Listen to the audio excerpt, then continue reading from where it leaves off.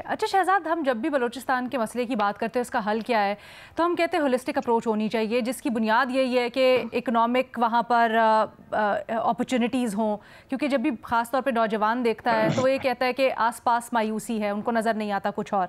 तो सड़क सिर्फ सड़क नहीं, इसको एक अपॉर्चुनिटी, इसको एक इकोनॉमिक एक्टिविटी के ज़रिए भी देखा जाना चाहिए। क्या इस पहलू से आप इसको देखते हैं? बहुत शुक्रिया अलीना। मेरे ख्याल से उमर चीमा साहब ने सड़क की जरूरत पे बात की। मैंने बताया कि क्यों ये ग्रीवेंसेस क्या है इस वक्त बलूचिस्तान अवाम के। मैं इन दोनों बातों से एग्री करता हूँ, ये सड़क भी बड़ी इंपॉर्टेंट हो सकती है और I agree with Reema also कि इस वक्त जो बलोच अवाम के मसाइल हैं वो इससे कई ज्यादा है। उनकी ग्रीवेंसेस ये नहीं है कि हमें एक सड़क चाहिए, लेकिन मैं थोड़ा इसके फाइनेंशियल एंगल पे भी बात करना चाहूंगा।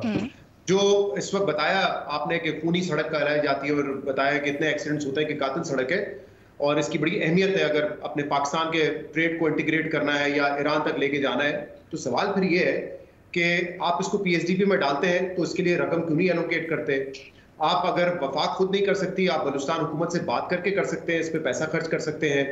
आप जो है बलूचिस्तान का इस साल जो सरप्लस आएगा वो तकरीबन 92 बिलियन का होगा, आप उसमें से रकम मुख्तस कर सकते हैं। अगर ये सड़क की इंपॉर्टेंस इतनी ज्यादा है और इससे अमवात इतनी ज्यादा हो रही है, तो सवाल मेरा ये है कि अब तक वफाकी हुकूमत और सूबाई हुकूमत ने इस हवाले से किया क्यों नहीं है कुछ। बिल्कुल होना चाहिए, उनकी जरूरत है, बिल्कुल पूरी होनी चाहिए, इसमें तो कोई दो राय नहीं है।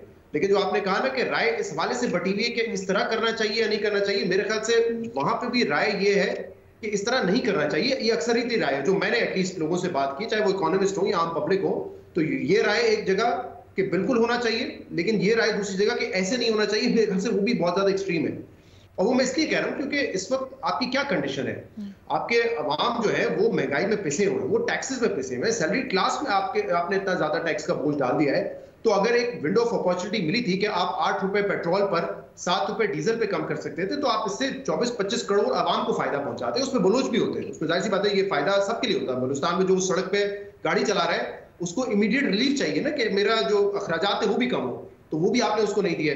अच्छा, पिछले फोर्टनाइट को भी यही हुआ था कि 10 रुपए की गुंजाइश थी आपके पास कम करने की पेट्रोल और डीजल, आपने नहीं किया। आपने कहा ये हम बिजली की कीमत कम करने पे लगा देंगे, उस पर कोई एहतजाज नहीं हुआ क्योंकि लोगों ने कहा ठीक है, अगर हमें वहां से बेनिफिट नहीं मिल रहा कहीं और से मिल रहा है बेनिफिट, ठीक है, we'll take that benefit. But यहां मेरे ख्याल से ये करना ये इकोनॉमिकली भी गलत है और ये आप पब्लिक एट लार्ज को नहीं फायदा पहुंचा रहे हैं इससे। मैं छोटी सी आपको कैलकुलेशन बता देता हूं क्योंकि एक बड़ा उन्होंने सवाल ये भी उठाया कि क्या ये वाकई इतना पैसा हम इकट्ठा कर सकेंगे, वहां पे लगेगा।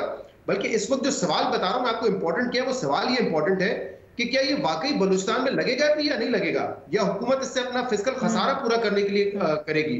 ये थोड़ी सी टेक्निकल चीज है। जो पेट्रोल की जो हमारा प्रोडक्ट होता है ना, उसमें हम 2 किस्म के टैक्स देते हैं, एक जीएसटी देते हैं, एक पेट्रोलियम लेवी देते हैं। जीएसटी इस वक्त 0 है, लेकिन हमारा सारा इन्हिसार ये होता है वफाकी हुकूमत का कि आप ज्यादा से ज्यादा लेवी लें, क्योंकि जो जीएसटी है ना वो बाद में डिविजिबल पूल में जाके सूबों में डिवाइड हो जाता है।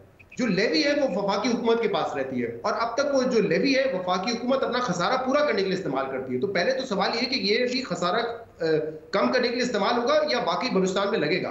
कैलकुलेशन सिंपल सी ये है कि हम हर महीने 1.3 बिलियन लीटर्स इस्तेमाल करते हैं पेट्रोल और डीजल। तो अगर यहाँ पे 8 रुपए का ये बेनिफिट है, इसका मतलब तकरीबन 1 माह का ये बेनिफिट हो जाएगा 10 अरब रुपए का। और ये प्राइसेस जो अभी रखी गई हैं ये 15 दिनों के लिए, यानी कि 10 अरब का अगर आप आधा करते हैं तो 5 अरब रुपए फिलहाल 15 दिन में इकट्ठा करेंगे। ठीक है। अब मेरा आपसे ये सवाल है, अगले 15 दिन बाद अगर ये मुस्तहकम रहती हैं प्राइसेस इंटरनेशनल मार्केट में, तो हर महीने आप 10-10 अरब रुपए इसमें इकट्ठा कर रहे होंगे। लेकिन कल को अगर प्राइस बढ़ जाती है तो फिर आप क्या करेंगे? आप पेट्रोल की कीमत बढ़ाएंगे लेकिन आप लेवी दोबारा कम कर देंगे कि यार आवाम पे ज्यादा बोझ ना है। आप समझ रही मैं क्या कहना चाह रहा हूँ? 8 रुपए बेनिफिट नहीं दिया, लेकिन लेट्स सपोज अगर कल 10 रुपए कीमत बढ़ जाती है पेट्रोल की, तो आप पेट्रोल की कीमत बढ़ाएंगे, लेकिन फिर आप कहेंगे कि अब हम क्योंकि कीमत बढ़ा रहे हैं तो लेवी हम कम कर देते हैं ताकि आवाम पे बोझ ना आए। तो फिर सड़क कैसे बनेगी? इसलिए मैं कह रहा हूँ ये एक फेल्ड इकोनॉमिकल अप्रोच है जो कि गलत सिमत में लेके जा रही है। इस वक्त वफाक के पास 1100 अरब रुपए का वफाकी बजट है और जैसे मैंने बताया 52 अरब रुपए का बलूचिस्तान का सरप्लस होगा। आप अगर ये सड़क आपके लिए इकोनॉमिकली और लोगों की जिंदगियों के लिए इतनी इंपॉर्टेंट है, आप वहां से इसको पैसे को पूरा कर सकते हैं, ठीक है, आप किसी और ग्रांट पे इसको पूरा कर सकते हैं। लेकिन मेरे ख्याल से ये करना ये अवाम के साथ ज्यादती है।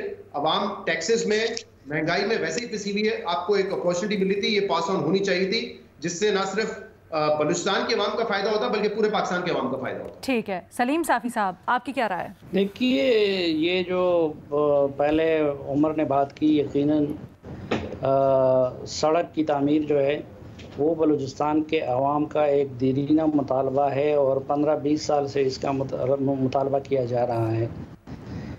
लेकिन ये जो मरहम बलूचिस्तान का इतना गहरा है कि वो आप इसी तरह एक आध प्रोजेक्ट से उनके मरहम को ज़ख़म को कि उसको आप मुंदमिल नहीं कर सकते, और उसके लिए बहुत कुछ करना होगा, जिसकी तरफ रीमा ने इशारा किया कि इज़्ज़त नफ्स भी बहाल करना होगा, गवर्नेंस भी बेहतर करनी होगी, उन लोगों को उनके मिसिंग पर्सन के मसले को भी एड्रेस करना होगा। उसके बाद ही कहीं जाके बलूचिस्तान के लोगों के ज़ख्मों पे मरहम रखा जाएगा। दूसरी बात ये है कि ये इस हुकूमत का शेवा है, खुसूसन मुस्लिम लीग नून की हुकूमत, जिसको हम कहते हैं कि अमलन ये पंजाब की हुकूमत होती है। देखिए, शुरू में हमने बहुत रोए, हमने फरियाद की, इन लोगों की बड़ी इल्तिजाएँ की कि सीपैक की मशरिकी की बजाय मगरबी रूट कर लें। उस मगरबी रूट से खैबर पख्तूनख्वा, ट्राइबल एरियाज़ और बलूचिस्तान को फ़ायदा होता, और इस तरह के प्रोजेक्ट से उनके दिल पर बहलाने ना पड़ते। लेकिन ये उन सबको ले आया है यहाँ पे।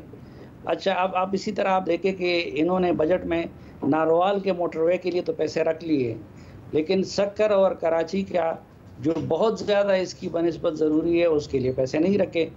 और अब ये भी जो पैसे रखे गए हैं, तो जिस तरह शहजाद ने कहा कि पता नहीं कि ये टोटल कितने बनते हैं, और इससे तो उसका बहुत मामूली काम हो सकेगा। हुकूमत के पास बहुत सारे और मददात है कि उससे पैसा लेकर इस प्रोजेक्ट पे लगा दें। ठीक है।